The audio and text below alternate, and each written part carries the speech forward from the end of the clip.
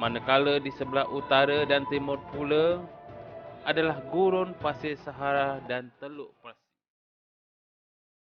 Sejak zaman dahulu lagi, wilayah ini telah terbahagi kepada 3 bahagian, iaitu nombor 1, kawasan utara dan barat yang dikenali sebagai Hijaz. Nombor 2, bahagian tengah dan timur ialah Gurun Arab. Nombor 3, bahagian selatan ialah Yaman. Di semenanjung ini terdapat banyak gurun yang luas dan padang pasir yang sangat panas yang hampir tidak dapat boleh didiami. Salah satu gurun tersebut ialah Badia Samawah yang kini dikenali dengan nama Nafur. Terdapat pula sebuah gurun lain yang terbentang hingga ke Teluk Parsi yang dinamakan Al-Rub atau Al-Khali. Dahulu satu bahagian daripada gurun-gurun ini dinamakan Afkaf dan sebahagian yang lain disebut dengan nama Dehna. Gurun-gurun ini adalah 1/3 dari keluasan semenanjung Arab yang merupakan kawasan yang sangat-sangat tandus. Kadangkala hanya terdapat sedikit air di beberapa bahagian kawasan apabila hujan turun di jantung-jantung gurun Sahara ini. Kawasan ini menjadi tumpuan suku kaum Arab untuk menternak haiwan mereka oleh kerana ada kawasan-kawasan ini hujan yang turun. Iklim semenanjung ini sangat panas yang luar biasa. Udaranya kering di gurun, di padang pasir, di lembah, di pesisir dan pantai. Dan ada beberapa kawasan yang udaranya bersederhana panas. Oleh sebab itulah penduduk tidak ramai di kawasan ini. Di wilayah ini ada sebuah pergunungan yang terbentang dari selatan hingga ke utara.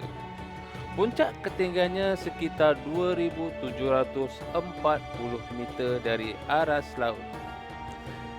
Sejak zaman dahulu, emas dan perak serta batu permata merupakan sumber kekayaan kawasan ini. Penduduknya juga mempunyai pendapatan dari hasil penternakan. Di antara haiwan yang dipelihara oleh orang Arab ialah unta, biri-biri, kambing dan kuda.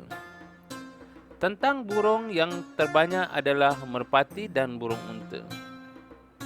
Berkenaan dengan semenanjung ini, kami memberikan gambaran yang terperinci tentang 3 kawasan yang telah disebutkan di atas seperti Hijaz, Gunung Arab dan Yaman.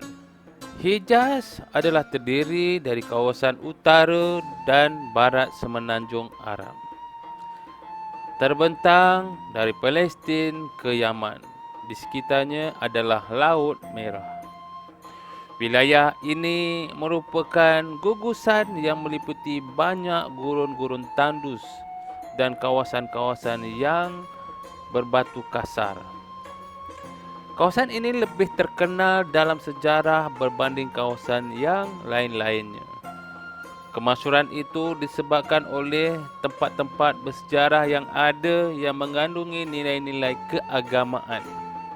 Misalnya dan contohnya, Kaabah iaitu rumah Allah yang terletak di kawasan ini.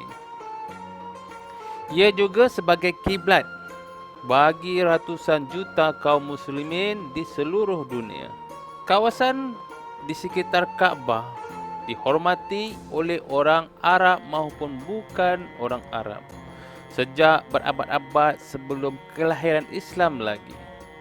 Sebagai tanda penghormatan kepadanya, mereka mengharamkan beberapa peperangan di sekitar Kaabah. Dan Islam turut mengakui kawasan tertentu di sekitar kawasan Kaabah ini adalah tanah suci.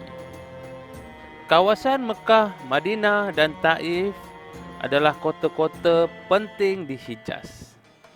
Sejak berabad-abad, Hijaz telah mempunyai 2 pelabuhan, iaitu di Jeddah, yang melayani penduduk Mekah dan penduduk Yambu, yang menjadi tumpuan penduduk Madinah mengimport kebanyakan keperluan mereka.